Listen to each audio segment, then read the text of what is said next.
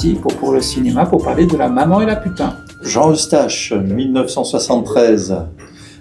Une année fertile au niveau film, au niveau cinématographique, et nous pouvons citer parmi les films qui ont fait à l'époque sensation et même polémique, notamment à Cannes, avec La Maman et la Putain, La Grande Bouffe de Marco Ferreri. On avait fait une sélection française un peu plus punchy parce que l'année précédente, ça avait été jugé un peu trop mou. Ces deux films avaient d'ailleurs provoqué le courroux de la présidente du jury cannois à l'époque, qui n'était autre qu'Ingrid Bergman, voilà, qui avait trouvé ces deux films dégoûtants, repoussants, avec d'autres adjectifs. C'est aussi l'année de Amarcord, si je me souviens bien. L'année de l'emmerdeur. Donc, exactement. En fait, c'est une année charnière pour un film charnière, en fait. C'est à la fois la fin d'une période de nouvelle vague, le début d'une autre forme de cinéma d'auteur, un renouveau d'un cinéma un peu plus classique d'auteur. Kubrick va bientôt faire son Barry Lyndon aussi. Et voilà, il y a le cinéma commercial qui se réinvente. C'est vraiment, les mœurs ont changé. Et alors, moi, il y a quelque chose quand même qui m'étonne, c'est aussi l'année où François Truffaut sort La Nuit américaine. Et alors, moi, je vais peut-être dire des bêtises, mais je trouve Jean Eustache quand même un auteur un peu truffaldien. Et justement, c'est le moment où... comment je pourrais dire ça ? François Truffaut change de style, de registre, puisque La Nuit américaine, c'est film dans le film, c'est un hommage à 8 et demi de Fellini, et on dirait que Jean Eustache, lui, il est resté brut, branché vraiment sur la façon, et le thème, et l'histoire est purement nouvelle vague. Alors, est-ce que je dis une énorme bêtise ? Alors, c'est quelqu'un qui est très ancré dans la nouvelle vague, on va le voir, notamment par le choix d'un des protagonistes, évidemment, Jean-Pierre Léon. Voilà. C'est pour ça que je parlais entre autres de Truffaldien. De Truffaldien, voilà, et c'est comme s'il voulait retravailler le personnage d'Antoine Doinel à sa propre manière. Les tournages en intérieur, notamment, les prises de son direct, comme dans certaines scènes d'à bout de souffle de Godard, notamment les scènes de café où on entend parfois très faiblement, puisqu'il y a des passages de voitures ou d'autres véhicules de certains paysages, de certains personnages, oui, et pas seulement que dans ce film-là. Il y a un travail sur le son aussi, un travail également sur les scènes qui sont tournées en intérieur, et puis aussi sur le personnage incarné par Jean-Pierre Léaud. On reviendra d'ailleurs dessus. Jean-Pierre Léaud qui à l'époque tourne avec François Truffaut pour quelque chose qui est autre que la série Doinel, et qui tourne également pour la télévision, L'éducation sentimentale. Et en plus, c'est complètement en rapport, par rapport à ce que tu dis, je me permets, le rapport avec Antoine Doinel, parce que dans Le Père Noël a les yeux bleus, qui déjà était un court-métrage, donc presque moyen-métrage, il fait une 40 moyen-métrage, oui. qui met en scène Jean-Pierre Léaud, à un instant, on le voit s'arrêter devant une affiche des 400 coups. Alors l'affiche est barrée, on ne voit pas le visage justement de Jean-Pierre Léaud jeune, mais il y a clairement une citation, il y a quelque chose de l'ordre de la reprise de voilà, c'est métatextuel, voilà, exactement. Il y a une mise en abîme du cinéma, de la nouvelle vague, et d'ailleurs Jean Eustache était très attaché en cahier du cinéma des années 50-60. Peut-être pas après, dans leur période maoïste, c'est sûr. Non. Et d'ailleurs, oui. Et d'ailleurs, par rapport à ça, c'est par les cahiers du cinéma que Jean Eustache a commencé à s'introduire dans le milieu du cinéma. Exactement. Parce que sa compagne de l'époque, j'ai oublié son nom, travaillait comme secrétaire, je crois, dans les cahiers. Il a commencé à fréquenter un peu les Godard et Truffaut au moment où il faisait les films, exactement, je pense, et où il travaillait encore en relation avec les cahiers du cinéma. Exactement, et puis c'est là qu'il a commencé aussi à développer aussi certains textes et certaines prédilections, notamment pour Renoir, et on peut voir dans la fin d'ailleurs de La Maman et la Putain de 73, des reprises pratiquement scène par scène. Je pense notamment à la scène de la fin quand Alexandre secoue Véronica, de La chienne de Renoir avec Michel Simon. Et alors, On pourrait en reparler. Voilà, il y avait l'amour de Renoir, il y avait l'amour de... Et c'est pour ça qu'il a choisi aussi le noir et blanc, je crois, parce qu'il y avait cet amour-là. Il y avait l'amour aussi de Dreyer, avec le visage de Falconetti en train de pleurer, et on voit Françoise Lebrun dans son monologue en train de pleurer un très long monologue. Alors certains disent 7 minutes, d'autres 12, d'autres 14, ça c'est selon le ressenti de tout un chacun. Et puis, il y a tellement de choses à dire sur ce film. Vas-y. Tout son esthétique, en fait, est très travaillé par cette idée du cinéma muet. Mais aussi, ce qui est intéressant, en fait, c'est que d'un côté, c'est très présent dans le cinéma de Jean Eustache. On pourrait presque le raccorder avec un certain point de vue célinien. C'est que Eustache, c'est quelqu'un qui voulait, voulait croire en la beauté. Bon, tu parles de Dreyer, tu parles de la spiritualité. C'est quelqu'un qui voulait croire en la spiritualité, mais qui vivait dans un monde qui, en fait, tel qu'il l'analysait, perdait petit à petit sa spiritualité. Et en fait, toute l'histoire de la maman et la putain, je pense qu'il est temps qu'on en parle un petit peu du contenu. C'est l'histoire donc d'Alexandre qui quitte une femme pour en rencontrer une autre, incarnée par Lebrun, Françoise Lebrun, tout en entretenant une relation avec une femme un peu plus âgée, Marie, incarnée par Bernadette Lafont. Et en fait, il essaie de concilier ces deux femmes, ces deux versions de la féminité, et de finir en partie à trois, quoi. C'est un peu brutal. Et Bernadette Lafont, qui était quand même une actrice de Truffaut, et qui a toujours joué les femmes un peu légères, il faut dire. Et là, du coup, il lui donne, si j'ai bien compris la thématique du film, il lui donne plutôt le rôle de la maman.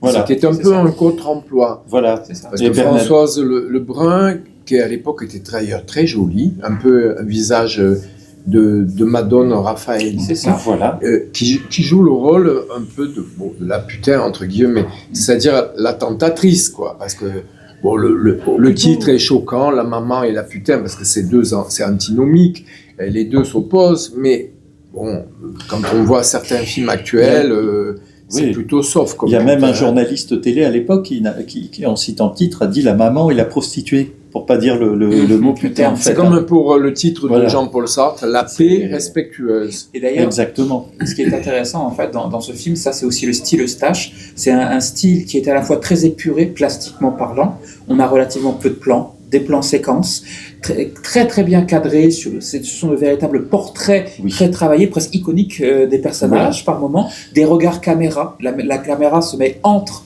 les personnages qui parlent. Et c'est là où je veux en venir, c'est les dialogues chez Eustache. Ce sont des personnages qui parlent énormément, qui parlent beaucoup, et notamment le personnage d'Alexandre. Il développe énormément ses idées, un peu comme pouvait le faire en fait toute cette jeune génération de cette époque, les maoïstes. Qui refaisaient le monde dans les cafés. Qui refaisaient le monde. Et en fait, ce sont des gens très imprégnés des idéologies 68ardes sur l'amour libre, sur la sexualité libre, qui conceptualisent un peu tout ça, mais lui, avec sa caméra, épure les choses et filme d'une manière crue ces gens dans leurs relations sexuelles, en fait, mais vierges d'amour. On voit qu'ils ont des relations extrêmement faciles d'un point de vue charnel, qu'ils voudraient confondre ces relations avec une forme de raffinement spirituel, mais en réalité, ce qu'ils filment, c'est justement l'absence de sens, l'absence d'amour. Et tant et si bien que toute cette idéologie post-68arde qui est supposée libertaire, qui est supposé remplacer les idéologies de la première moitié du XXe siècle, en fait, ne mène à rien. Ou mène à un grand vide existentiel. Et puis, l'une des qualités, c'est la qualité littéraire de ce film, parce que c'est un film qui va de Racine jusqu'à Louis-Ferdinand Céline, au niveau de la qualité des dialogues, qui n'hésite pas, comme tu le disais si bien, à aller vers une certaine forme de crudité, mais aussi vers une forme de classicisme. Et j'ai l'impression parfois d'être dans une tragédie classique, le côté théâtral aussi, mais pas théâtral dans le bon sens du terme, pas théâtralisant, mais comme si le film était comme quasiment un huis clos qui se déroule à plusieurs endroits. C'est un peu paradoxal ce que je dis, mais comme si le film était finalement une pièce de théâtre qui ne respecte pas certes l'unité de lieu, mais qui respecte ni de temps, mais en tout cas d'action, puisque en tout cas c'est très très linéaire. Hein. C'est qui aimer finalement, qui vais-je choisir finalement au niveau de l'amour. Voilà, c'est une problématique qui parcourt le film.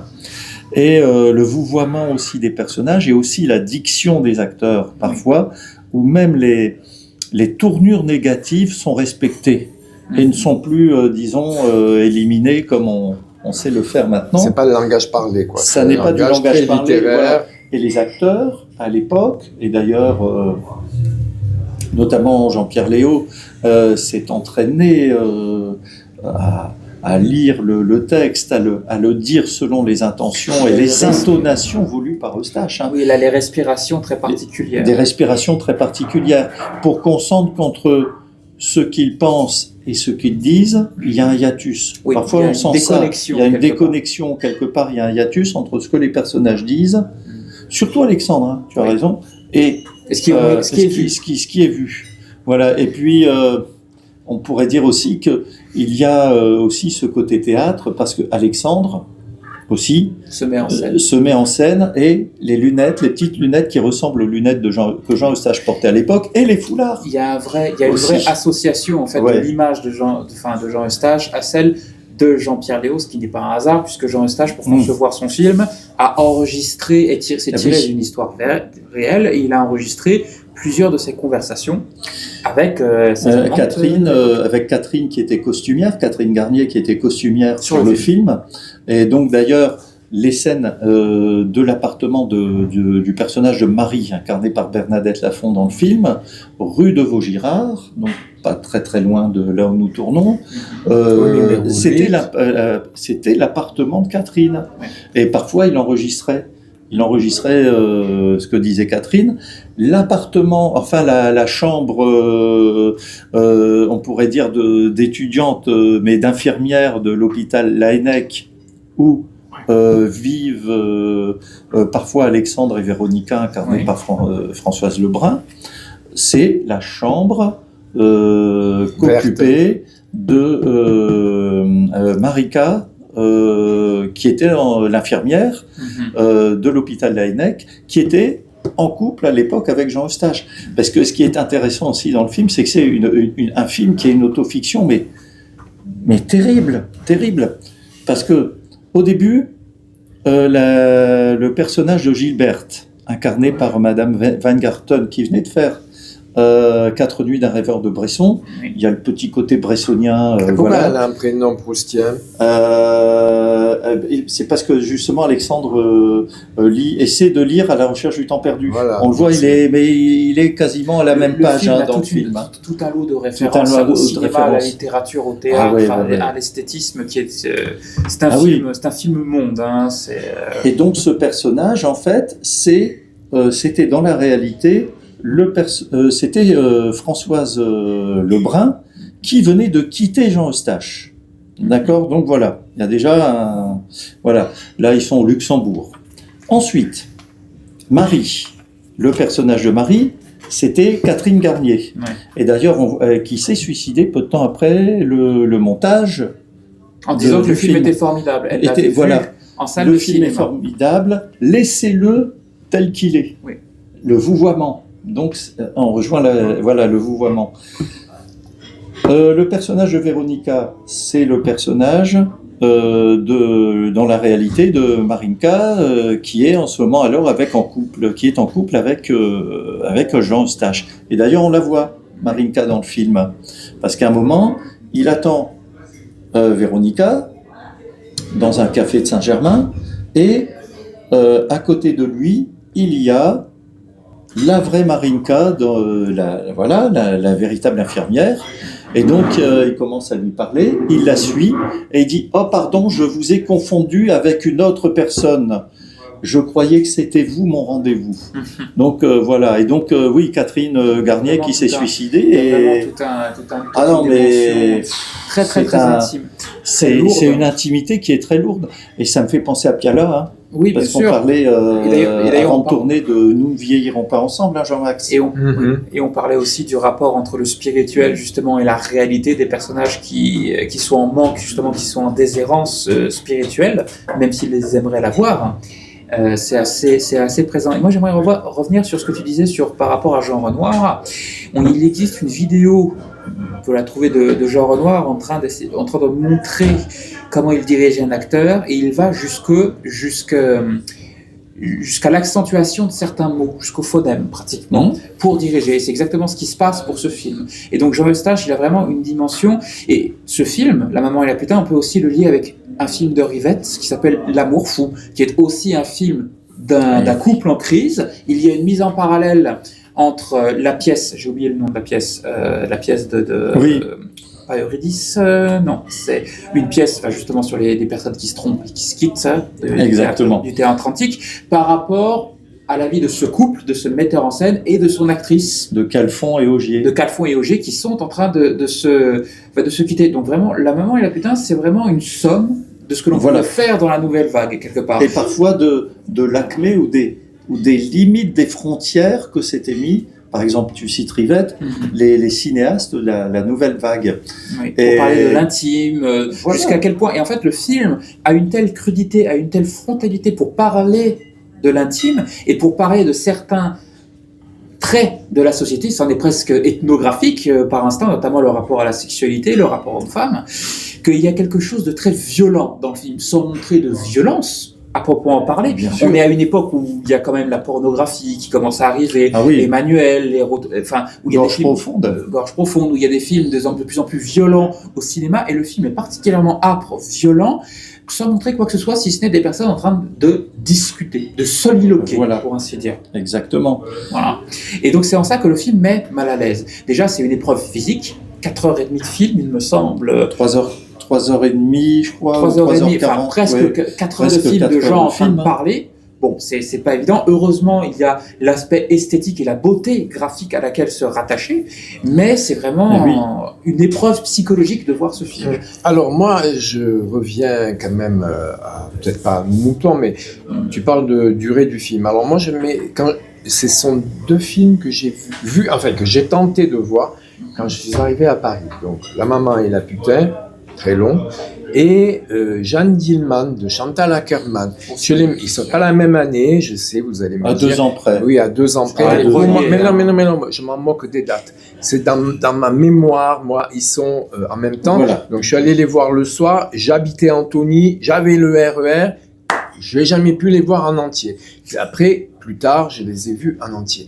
Mais ce sont 2 films pour moi qui parlent de la vacuité, en fait, la vacuité. Alors, bon, La Maman et la Putain, elle se situe dans le quartier de Saint-Germain-des-Prés, dans le café, un des 2, le Flore, où Jean-Paul Sartre a écrit une grande partie de L'être et le néant. Voilà. Là, on est en plein dans la problématique germanopratine, c'est-à-dire des gens, en fait, qui s'ennuient et qui vivent à travers une sorte de pièce de théâtre. Marguerite Duras n'est pas loin, elle habitait rue Saint-Benoît, et Jeanne Dielman, alors elle est à Bruxelles, mais c'est un peu la même chose, parce qu'on on est éberlué au bout d'1h30 que cette pauvre Jeanne Dielman, en fait, pour survivre, elle se prostitue en chambre, enfin bon. Et on le comprend, parce que c'est même pas dit tout à fait explicitement. Oui, enfin, on voit qu'il y a un homme qui arrive, elle se donne à lui, elle met un torchon sur le lit, enfin, c'est très... Tandis que là, on ne voit strictement rien, comme je sais pas qui de vous 2 l'a dit,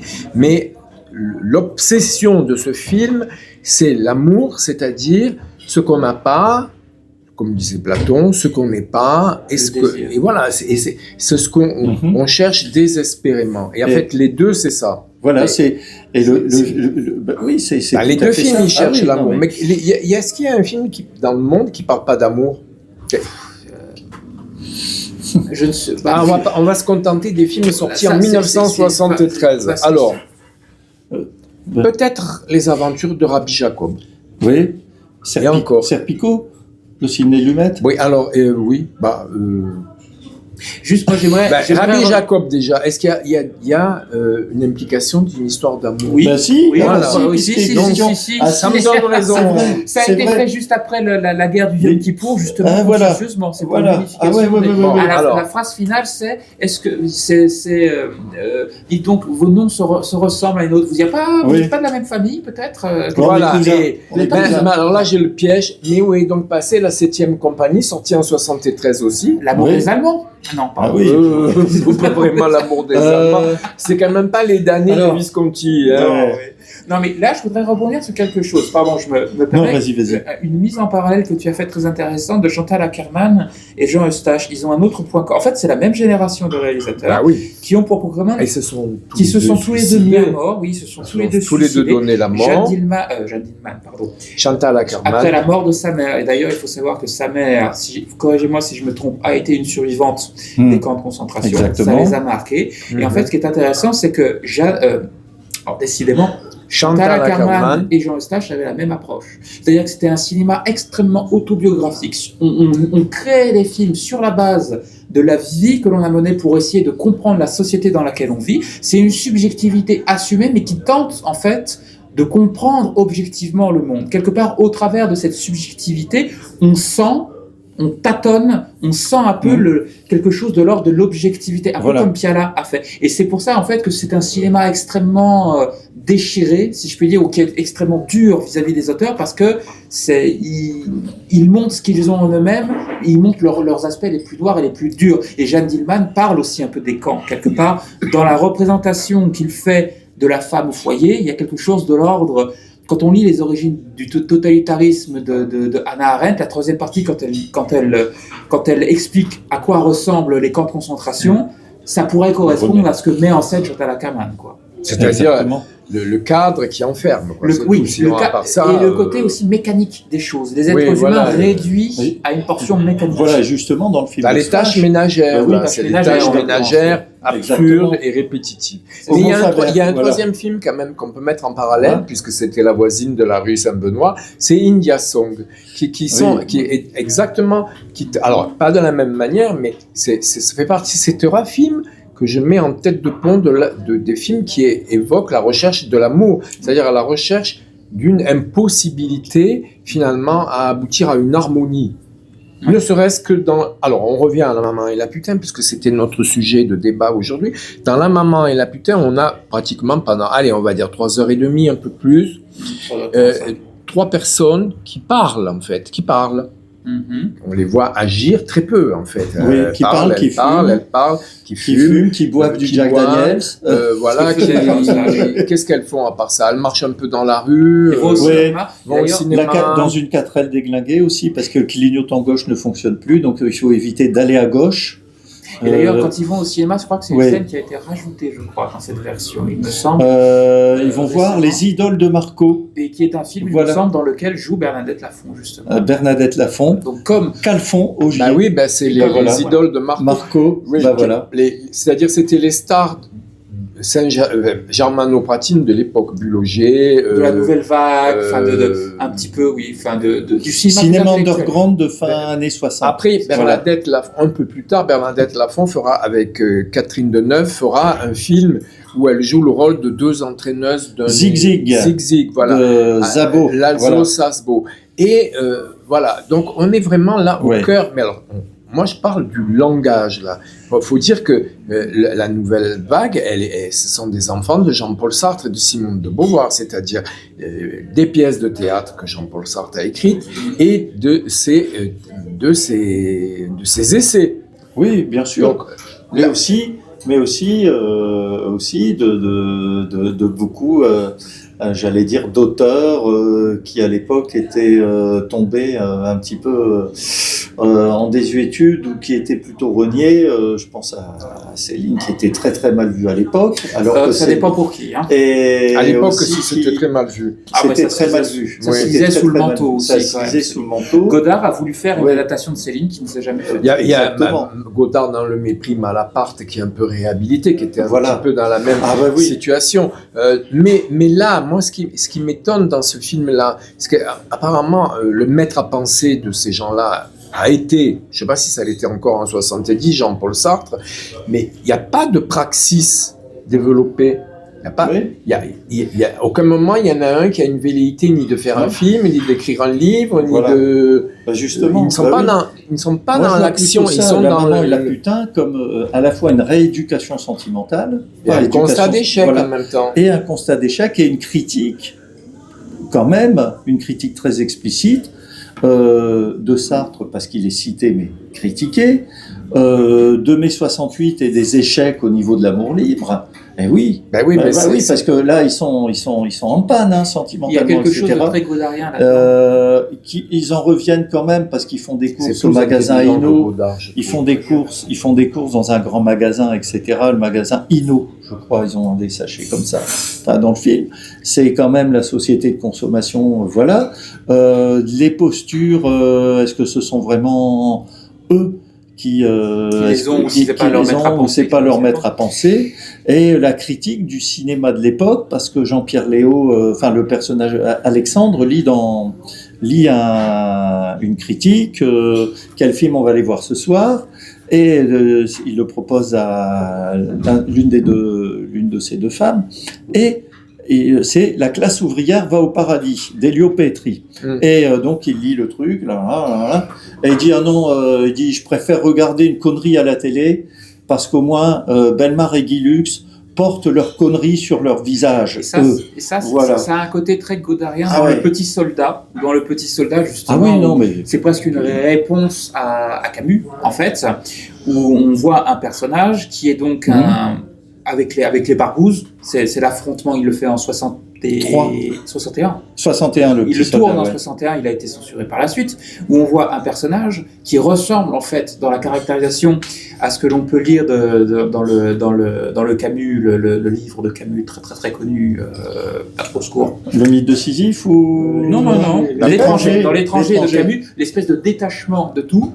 On va dire, sauf qu'à un moment, il explique, il critique ouvertement Camus, justement, dedans. Et en fait, il explique que dans un monde où il faut choisir son camp, ne pas choisir son camp, c'est une manière de dire merde à ce monde. Mais ça, c'est critiquer aussi l'idée camusienne. Et donc, ça, c'est très sartrien de dire ça. Voilà, et ça, mais aussi, cette critique de Sartre, la manière dont on le fait Eustache dans La Maman et la Putain, on peut la relier à la manière dont le fait Jean-Luc Godard dans Le Petit Soldat. Il fait Le Petit Soldat alors qu'il y a encore la guerre d'Algérie, et Jean Eustache, lui, fait La Maman et la Putain alors qu'on est en pleine explosion justement de l'amour libre, en tout cas de l'amour libre, la sexualité, et ainsi de suite. Et lui, ce qu'il professe en fait à la fin du film, c'est la gueule de bois qui va arriver dans les années 80 notamment, ou à la fin des années 70. La période Giscard, 74-80. Et l'après avec les socialistes au pouvoir, c'est la drogue et ainsi de suite. On pressent qu'il y a ça à la fin du film, notamment un retour aux bonnes vieilles valeurs. Il se marie, je crois, à la fin. Il veut se marier, avoir des enfants. Donc c'est le retour des bonnes vieilles valeurs traditionnelles face à l'échec, justement, de l'amour libre ou l'amour à trois, ou ainsi de suite. Voilà. C'est très désabusé, en fait, la fin. Et quand il fait cette proposition de mariage, il y a Véronica qui lui demande une cuvette parce qu'elle a envie de vomir. Voilà, c'est ça. Et voilà, mais c'est très... En fait, c'est encore une fois, c'est cette alliance entre une vraie réflexion et une vraie finesse de réflexion, une vraie finesse esthétique et une énorme crudité dans les dialogues, dans les propos des personnages. En parlant de ça, saluons le travail du directeur photo qui est Pierre Lhomme quand même. Oui. Parce que Pierre Lhomme a tenu le film aussi bien que Jean Eustache, parce qu'à un moment, il lui a dit... il y a Jean Eustache qui voulait tourner de telle façon, en chant contre chant, avec une autre... Et l'autre lui a dit... et puis le problème au niveau des angles, des focales, et parfois, donc Jean Eustache disait on va filmer comme ça, et puis il s'entêtait à vouloir filmer comme ça, et Pierre Lhomme disait non, ça va pas aller, ça va pas être accord avec ce qu'on a déjà fait dans la même pièce et avec les mêmes personnages. Et donc il dit, et puis il dit de toute façon, Bresson ne l'aurait pas fait comme ça. Et donc, ça calmait tout de suite Jean Eustache. Bresson ne l'aurait pas fait comme ça. Il y a quelque chose de très bressonien, parce que Bressonien multiplie... Enfin, c'est assez paradoxal, parce qu'encore une fois, on a dit qu'il est dans l'épure du nombre de plans Eustache, mais pour autant, il y a quelque chose de la technique... C'est une déconstruction de Bresson, en fait. Voilà, c'est fragmenté, Bresson, et c'est uni vraiment par le mouvement des personnages. C'est très fragmenté, ce film, mais c'est uni notamment par le regard des personnages. Voilà. qui n'hésite pas à briser parfois le quatrième mur. Hein. Oui, et notamment des regards caméra que reprend par exemple Coppola dans Apocalypse Now. On voit notamment des personnages qui regardent droit caméra et qui s'adressent à d'autres personnages en regardant droit caméra, notamment Colonel Kurtz à la fin du film. Brando. On a l'impression qu'on est intercalé entre les personnages et qu'on est littéralement, objectivement témoin objectif en fait de ces personnages complètement exactement fou. Comme si on était dans la scène comme si on était à côté de la banquette du café en intercalant la ouais. caméra entre les personnages face à face, il place le public d'une manière extrêmement frontale avec ces personnages et il les objectivise. Voilà, vous voyez les personnages offerts tels quels, mais en l'occurrence dans La Maman et la Putain, ce qui est offert tel quel, c'est aussi l'intimité de Stache. Et c'est ça qui est très perturbant aussi. Comme je le signalais, le film est finalement un film autobiographique où, à l'époque, c'était à la mode, c'est Dubrovsky qui avait lancé cette mode de l'autofiction dans les années 75 ou 77, de mêler son intimité à une fiction. Et là, c'était quand même assez particulier. Et en citant Bresson, je reviens à cette actrice là bressonienne que l'on voit au début du film au lycée Montaigne, donc pas très très loin d'ici, d'ailleurs dans les jardins du Luxembourg. Parce qu'aussi on pourrait considérer ce film, en parlant des jardins du Luxembourg, en parlant de certains lieux ici qui nous sont proches géographiquement, sinon intellectuellement, comme d'un film qui est aussi une sorte de cosa mentale de la représentation de ce qu'était l'intellectuel à l'époque, de ce qu'étaient les sentiments à l'époque. Et je trouve que d'un lieu très resserré, très germano-pratin, et il a pris des risques, il a fait d'un film comme ça qui pouvait être considéré comme un film de quelqu'un issu de l'entre-soi, de Saint-Germain-des-Prés, etc. Il a fait quand même quelque chose d'assez universel. Oui, c'est ça. De 3 personnages, il a fait quand même quelque chose d'assez universel et collectif.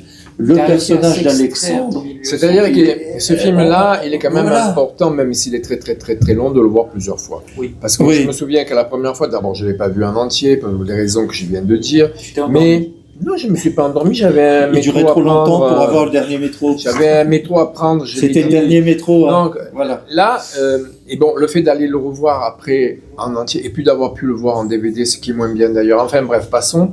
Je trouve que il y a quand même des parentés qu'on peut faire avec la ville de Narbonne, parce que le Père Noël et les yeux bleus est tourné à Narbonne, et en fait Narbonne est représenté comme un huis clos. C'est 4 rues.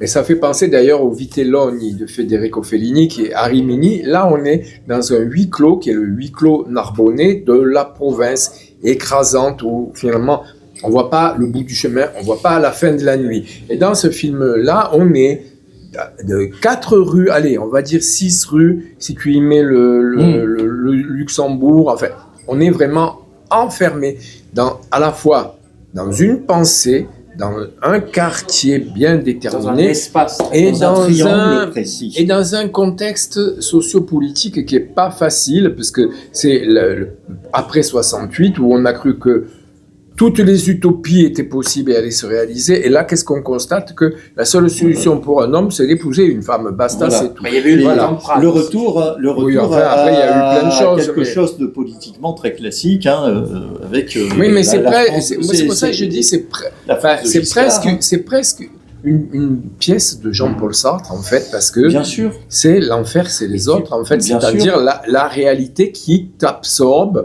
Et c'est pour ça que je comparais avec Jeanne Dielman, parce que Jeanne Dielman, elle est engluée, elle aussi. Et dans India Song, c'est pareil. Il y a un côté hiératique, mais ils sont englués dans un fatum, dans une espèce d'histoire qui va les emporter. Et ça correspond aussi au film d'après de Jean Eustache, qui sont Les Petites Amoureuses. Qui est un film Mes Petites Amoureuses, qui est un film aussi encore très autobiographique, qui se passe à Narbonne. Exactement. Il revient à Narbonne. Oui, c'est Narbonne. Il y a Pessac, c'est pour la rosière de Pessac, c'est tout, qui est près de Bordeaux. Sinon, après, c'est Narbonne. Et en fait, dans ce film, Mes Petites Amoureuses, c'est un jeune garçon qui vit avec sa grand-mère, qui est rappelé par sa mère parce qu'elle a besoin d'argent, en fait, donc on le fait travailler alors qu'il a 12 ou 13 ans. 12-13 ans. Et on voit un peu une sorte d'éducation sentimentale de ce jeune garçon. Notamment, on sent que ce sont des souvenirs très personnels. Il y a quelque chose d'à la fois très tendre, mais aussi de très très dur. Par exemple, il y a une scène assez anthologique, je trouve, avec Maurice Pialat, qui là encore s'adresse droit à la caméra en regardant, qui dit « Tu rêves de faire du cinéma, mais t'es comme nous, t'es un paumé, tu vas finir paumé. » Enfin, c'est extrêmement violent, extrêmement brutal. Et en fait, il met vraiment en scène ce rapport avec ce déterminisme, cette impossibilité de rêver, alors que l'être humain est un personnage qui rêve comme des enfants, en fait. Bien sûr. C'est pour ça que je disais tout à l'heure que je ne sais pas si on était déjà filmé, mais que Pialat était admiratif du film de Jean Eustache, La maman et la putain, en disant ben voilà, c'est ce que j'aurais dû faire avec Nous ne vieillirons pas ensemble, c'est-à-dire un film en noir et blanc de 4 heures. Et il le dit dans un entretien, dans un numéro de Positif de 1974. Positif qui est un des rares à avoir aimé La maman. Avoir aimé La maman et la putain. Et puis, il dit comme ça, sur 4 heures, j'aurais pu vomir tout ce que j'avais sur le cœur. C'est Michel Simon qui disait Michel Simon avait dit à l'époque, Au masque et la plume, c'est vrai, ça avait été l'un des seuls à le défendre, parce que même Jean-Louis Bory, à l'époque, dans Nouvel Obs notamment, et parmi les tribuns de l'émission de l'époque,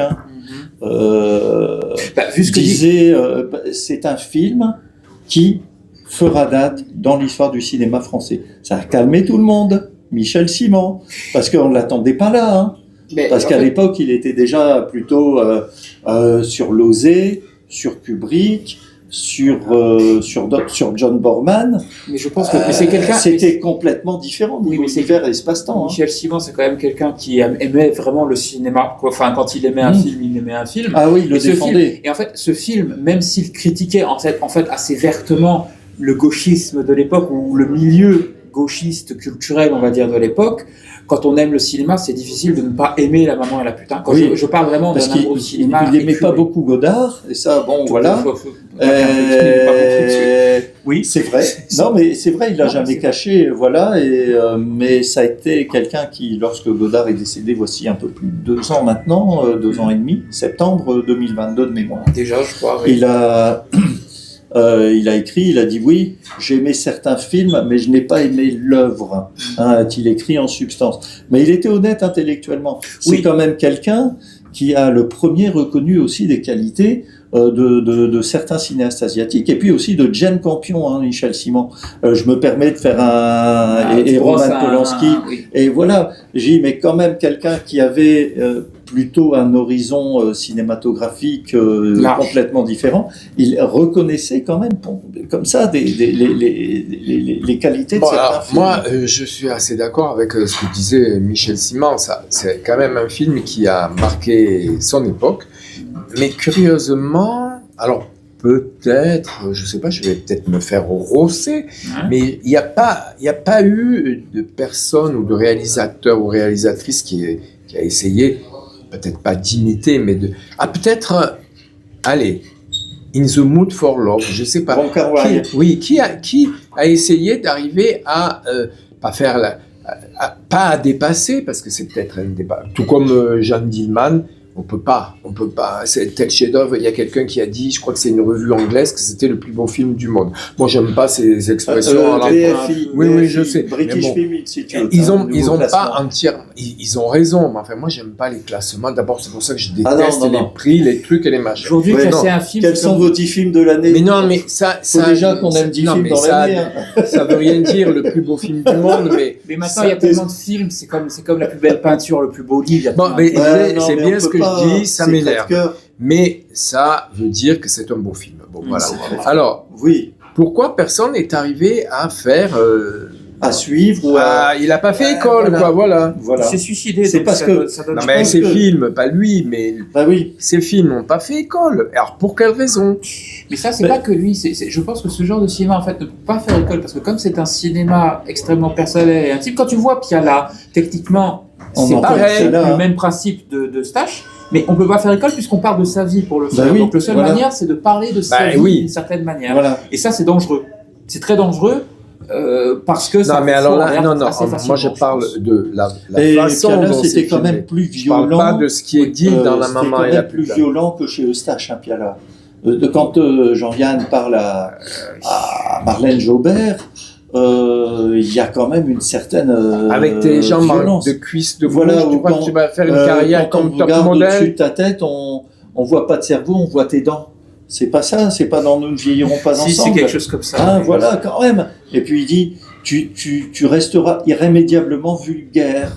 Voilà. Tu vois, il y a quelque chose, mais c'est, voilà. Alors, La maman et la putain, c'est à la fois un film limite, c'est-à-dire qu'on peut pas aller outre, et c'est un film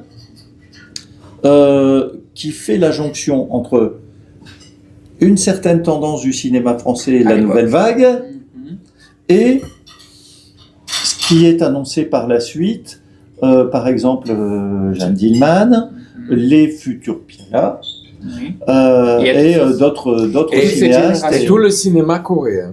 Tout le cinéma asiatique et tout. Toutes ces générations aussi de cinéastes. Mizoguchi, il admirait Mizoguchi, l'intendant Sancho. Notamment, c'était un de ses films de chevet. Et il faut dire... Donc, là, on ne voit pas beaucoup d'influence de Mizoguchi dans Maman et la putain. Pourtant. Ça annonce aussi le cinéma plus social extrêmement noir des années 80, de Cornio, de Cornio par exemple. Mais aussi, ce que j'ai envie de dire, c'est que La Maman et la putain, c'est aussi une légende, parce que c'est un film qui a été invisible pendant très longtemps, très difficilement visible, à cause de problèmes de droit, suite à la mort d'Eustache. C'était dur de le montrer, c'était dur de le conserver. On se demandait même s'il n'avait pas été... oui, parce que, en fait, moi, je l'ai vu, je crois, l'été 88, dans le ciné-club de Claude Jean-Philippe, donc ça remonte, j'étais lycéen. Ensuite, je l'ai revu. Il y avait des cassettes, il y avait même une édition DVD pirate il y a 20 ans, japonaise. Voilà, asiatique, film asiatique. Et il y a aussi le fait que Arte, étonnamment, est programmé à la mort de Bernadette Lafont en 2013, l'été 2013, La Maman et la putain. Oui. Et Une belle fille comme moi, ce qu'elle avait tourné avant avec Truffaut. Qui n'a rien à voir. Rien à voir, Voilà. Et je trouve que...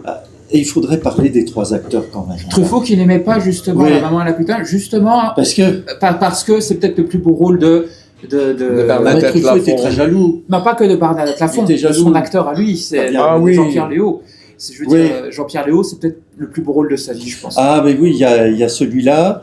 Il y a celui dont J'ai engagé un tueur de Coris Maki 20 ans après. Ah oui, ça est excellent. Mais Truffaut ne l'a pas vu, celui-là. Non, c'est vrai que... Truffaut n'avait pas aimé ce film, je crois, en partie du fait que, déjà, quand on voit ce qui s'est passé entre Truffaut et Godard, justement, à propos de Jean-Pierre Léaud, là en plus vous avez un jeune qui arrive, qui met en scène cet acteur en remettant en scène une part de la légende de cet acteur par rapport aux 400 coups, par rapport à Antoine Douanel. C'est quand même Alors, est-ce que c'est un Antoine Douanel version nihiliste ou est-ce que c'est un anti-Antoine Douanel? On pourrait se poser la question. Vaste question. Et c'est vrai que la rupture de Truffaut, et voilà, c'est 73, avec les courriers. C'est concomitant. Tuer de la merde sur un socle, écrit Truffaut à Godard, en disant je t'en voudrais toujours d'avoir dit à Jean, d'avoir craché sur mon dos auprès de Jean-Pierre, comme si tu disais alors ton oncle est toujours alcoolique. Il y a une longue lettre comme ça, tu es de la merde. Je crois que mais ça date après, voilà, il y a une dizaine de pages. C'était au moment de la sortie de La Nuit américaine, justement. Juste avant, Godard avait réglé son compte à Truffaut dans une lettre très très dure. Oui. Faites plus dans l'insinuation, lui d'ailleurs, il me semble. En disant oui, mais toi tu montres pas ce que tu fais avec Jacqueline Bisset à l'issue du tournage et nanani. Tu ne montres pas tout le metteur en scène que tu es humainement. Enfin, d'ailleurs, d'après Michel Simon, ça remonte en fait à mai 68, leur brouille, quand Godard voulait aller plus loin qu'annuler le festival de Cannes, et Truffaut a dit non. Voilà, c'est à partir de là où vraiment ça a commencé où c'est vraiment là la rupture qui a ouvertement explosé quelques années plus tard, sachant que c'était aussi l'ambiance qui voulait ça. À Cannes, il y en a un qui n'était pas content. Bon, alors on devait parler des actrices. Des actrices et des acteurs. Vous avez beaucoup parlé de Jean-Pierre Léaud. Bernadette Lafont était sur le retour avec ce film. Oui. Comment ça, elle était sur le retour? Elle avait eu un trou d'air dans sa carrière, je crois. Ça l'a relancé, tu veux dire? Elle était avec son compagnon là. je ne sais plus comment il s'appelle, elle avait tourné avec lui, par exemple, Paul, justement, avec Jean-Pierre Léaud en 69. Et c'était un artiste, etc. Et en fait, il faut savoir aussi que Bernadette Lafont, en 67, avec Jean Eustache, il y a eu une histoire aussi. Voilà, donc, mais oui, mais c'est un film de famille, moi je vous le dis, c'est un film de famille. La Familia Grande. C'est un film choral. C'est un règlement de compte. Et alors donc, et Françoise Lebrun. Et Françoise Lebrun, dont c'était le premier grand rôle au cinéma, parce qu'à l'époque, elle était, elle écrivait pour des revues de cinéma. C'était un de ses premiers rôles, premier grand rôle. Et ensuite, elle a fait d'autres films. Mais et notamment pour des cinéastes comme Adolfo Arrieta, etc. Mais sinon, elles acceptent de faire des choses. Elles acceptent de faire des choses et de dire des choses dans ce film qui est exceptionnel pour l'époque. Il n'y a pas encore eu des scènes de sexe non simulées dans les films, même si là tout est simulé. Et la manière dont les femmes parlent de sexualité, je veux dire, Bernadette Lafont, c'est celle qui joue dans Les Mistons de François Truffaut, dont l'érotisme consiste à porter une jupe en faisant du vélo.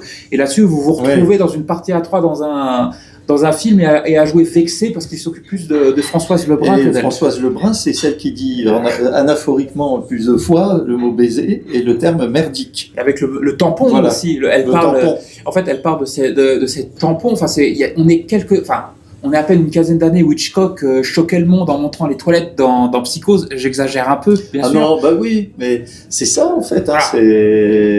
C'est encore aujourd'hui, ça semble. On est allé beaucoup plus loin. Il y a eu Salaud, il y a eu Irréversible maintenant avec Gaspard. Et La Grande Bouffe. Et La Grande Bouffe. Enfin bon, quand on compare les deux scandales, Irréversible, La Grande Bouffe, c'est pas le même niveau pour moi. Enfin bon, bref. Mais enfin voilà. Mais à l'époque de parler d'autant de choses. Qu'est-ce que ça veut dire ça? Il y en a, ils mangent, enfin ils pètent et ils pissent, on va dire. Non, mais il y a des scènes aussi avec. Il y a des scènes aussi, quand même. La libido est présente aussi. On voit pas un viol pendant avec 10 minutes. Il y a les jellies en forme de son gâteau en forme de fesse. C'est vrai, mais on voit pas un homme en train de se faire creuser une aération dans le visage. C'est pas les fesses, c'est les seins, puisqu'elle les porte à ce niveau. C'est les fesses. Ah, c'est les fesses. Ah oui, il la met comme ça. Non, mais moi je parle quand on apporte un plat de jelly. Ah oui, de jelly, oui. Deux seins qui. Oui, mais il y a donc les deux parties. Oui, mais il y a quelque chose dans La Grande Bouffe, il y a quand même quelque chose de drôle et d'ironique avec la sexualité irréversible. Non, pas du tout. De drôle, moi je trouve ce film particulièrement cynique. Oui, mais ironique, attention, ironique. Oui, deuxième degré. Deuxième degré. Un côté anard, ce qui n'est pas le cas dans Irréversible. Mais pour en revenir sur La Maman et la Putain, voilà, ils disent explicitement des choses que tout le monde sait, que tout le monde fait, mais qu'on ne montre pas encore d'une manière tout à fait libre. Et en plus, ils le montrent pas pour souligner la liberté des personnages, mais que ça, ce n'est qu'une illusion de liberté et qu'en réalité, on va dans le mur. Et ça, pour l'époque, c'est très choquant, en plus. Voilà. Donc, je reviens toujours sur ce hiatus entre la façon de parler des personnages, les intonations, et ce qu'ils nous donnent à voir physiquement ou par leur visage sur l'écran. Il y a quand même ce travail-là, et je trouve que c'est... Voilà. Mais pour ces trois acteurs, ça a été quand même une épreuve qui était physique, qui était psychologique, parce que parfois le tournage a dû être très dur. Eustache a été dur. Il y a le background quand même derrière. Là, c'est un tel dans la vraie vie, etc. C'est comme ce que Piala allait faire dans À nos amours, un moment où il rentre, une fameuse scène de dîner, où son personnage qu'on croit être mort ou qu'on croit avoir disparu rentre, se met à faire la leçon aux autres personnages de sa famille, et en fait, il règle ses comptes avec les acteurs. Même principe, encore une fois. Et puis, il y a aussi certains autres personnages, parce qu'il y a tous les amis. Il y a Pic, me semble, dedans. Il y a Pic, il y a Jean Douché, qui est dans le film. Et puis, il y a ce personnage qui est l'ami d'Alexandre, et qui, en fait, dans la vraie vie, est un jeune auteur qui allait faire beaucoup parler de lui ensuite, un grand écrivain français qui venait de publier Rose Poussière chez Gallimard, c'est Jean-Jacques Schull, dont on parle très peu, qui a publié très peu, mais voilà, et qui est cet ami qui écoutent du Damia, du Fréhel ou du Zara Leander. Donc voilà. C'est un film aussi qu'on pourrait faire. C'est un film littéraire. C'est un film où on fume beaucoup des gitanes, où on boit beaucoup du Jack Daniels. Et ça, il faut le dire. Il faut essayer de conclure. Il faut aussi dire que l'époque, en fait, il y avait eu Out 1 de Jacques Rivette, et il tient à ce qu'on dise Out 1 et pas Out 1, avec Jean-Pierre Léaud, mais pas que.